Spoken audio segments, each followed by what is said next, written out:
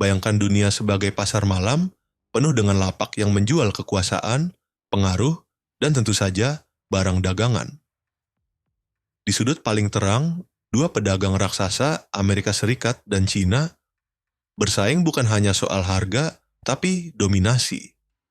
Perang dagang ini bukan sekadar soal tarif impor dan ekspor. Ia adalah bentuk lain dari diplomasi kekuasaan dalam ekonomi global. Tapi pertanyaannya, di tengah dentuman dua gajah ekonomi ini, apa kabar Indonesia? Apakah kita sekadar penonton, korban, atau justru bisa jadi pemain? Dalam konflik terbaru, Amerika Serikat menaikkan tarif produk asal Cina hingga 104%. Cina tak tinggal diam, membalas dengan tarif 84% terhadap barang-barang APLI. Kita bisa saja menyebutnya sebagai kebijakan ekonomi defensif, tapi pada dasarnya ini adalah bentuk agresi ekonomi yang mengubah arah aliran komoditas global. Menurut Tauhid Ahmad, Direktur Eksekutif Indef, ini bukan sekadar perang angka, ini adalah alarm bagi Indonesia. Ekspor ke Cina menjadi sumber besar devisa negara.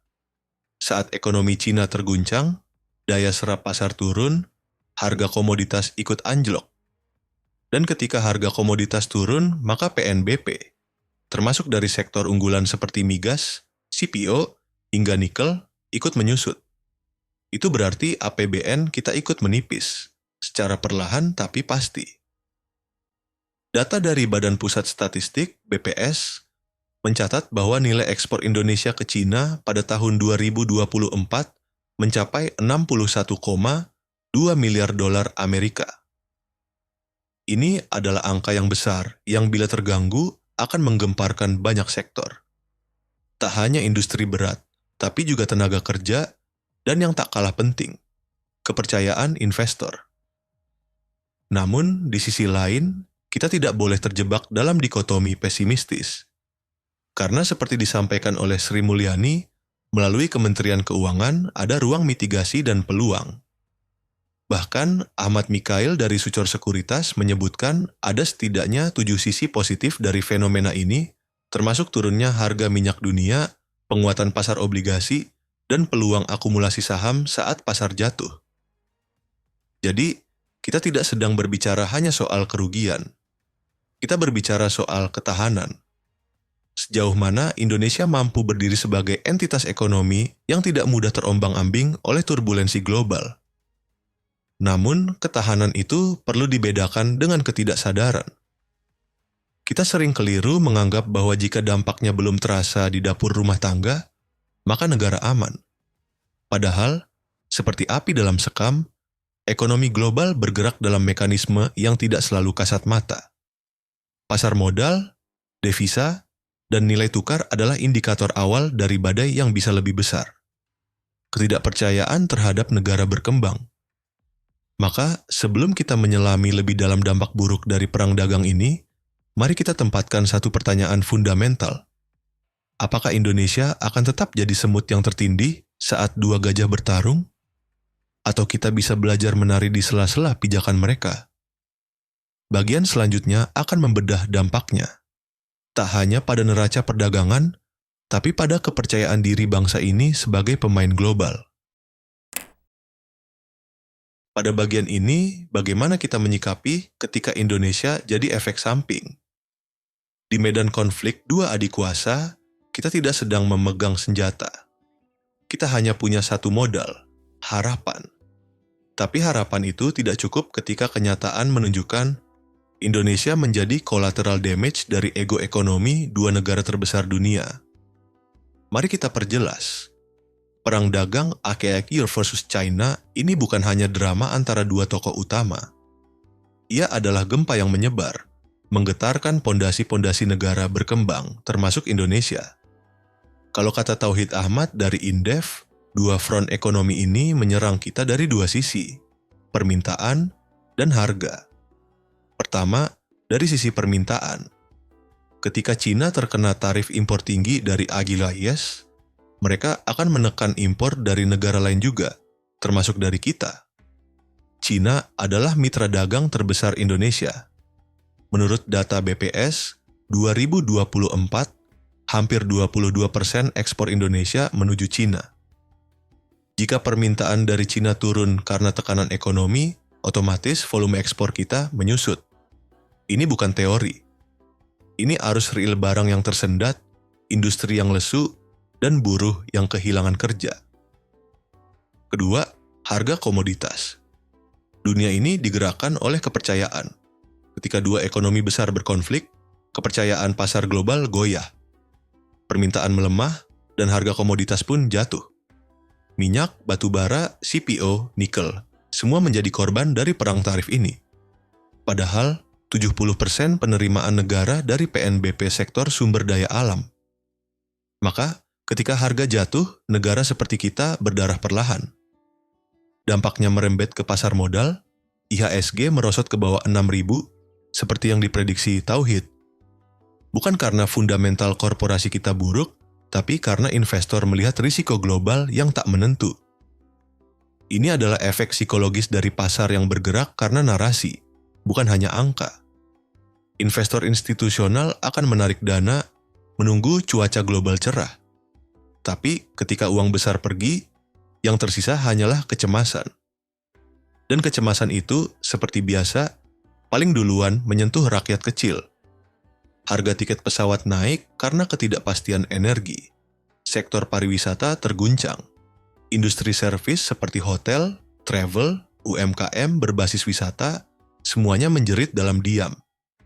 Ini bukan hanya angka statistik, ini soal manusia yang kehilangan nafkah. Di tengah badai ini, ironisnya, ekspor kita ke AKIS juga tidak bisa diandalkan. Meskipun ada surplus, ekspor Indonesia ke ADIS hanya menyumbang sekitar 2% dari PDB. Bandingkan dengan Thailand yang 11% atau Malaysia 10%. Artinya, ketika Amerika Serikat menekan tarif, dampaknya memang tidak besar secara angka makro. Tapi secara psikologis dan politik, tekanan ini mengingatkan bahwa kita belum punya pijakan yang kuat di arena global. Disinilah pentingnya membedakan dua jenis dampak, yang kasat mata dan yang sistemik. Kita sering terpaku pada angka-angka ekspor, lupa bahwa yang sesungguhnya lebih berbahaya adalah erosi posisi tawar. Perang dagang ini menunjukkan bahwa Indonesia belum punya peran strategis dalam rantai nilai global. Kita lebih banyak mengekspor bahan mentah, bukan produk bernilai tambah. Maka ketika permintaan melemah, kita tidak hanya rugi, tapi juga tidak punya opsi. Jadi, ketika dua gajah bertarung, kita tidak hanya terdampak. Kita digilas. Tapi apakah kita hanya bisa diam? Tidak. Di bagian berikutnya, kita akan bicara soal solusi. Bukan ilusi. Tapi langkah konkret yang bisa diambil. Bukan hanya oleh negara, tapi oleh kita semua yang sadar bahwa ekonomi bukan soal angka, tapi soal arah.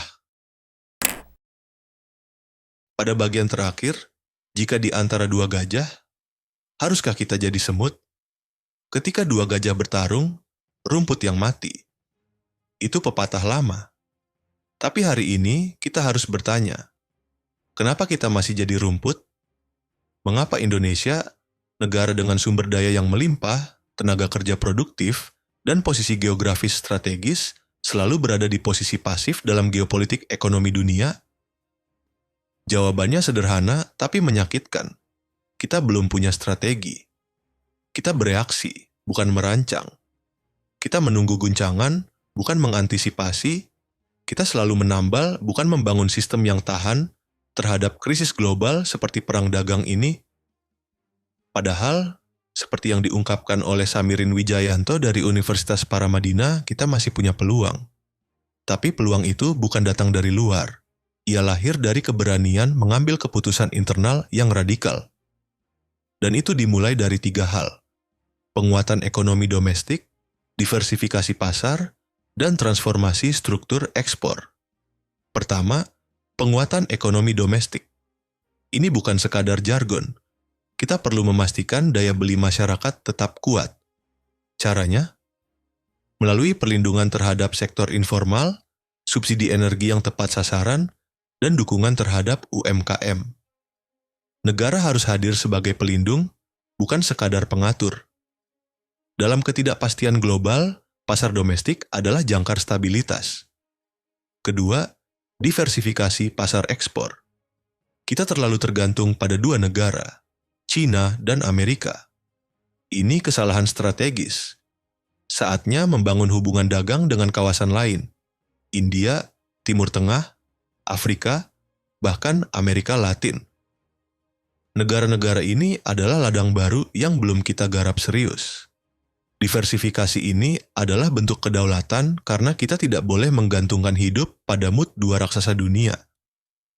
Ketiga, dan paling penting adalah transformasi struktur ekspor kita. Selama kita hanya mengekspor bahan mentah seperti nikel, CPO, atau batu bara, kita akan tetap jadi objek dalam percaturan global. Kita perlu bergerak ke arah hilirisasi industri. Jadikan nikel menjadi baterai, jadikan CPO menjadi produk pangan atau energi terbarukan.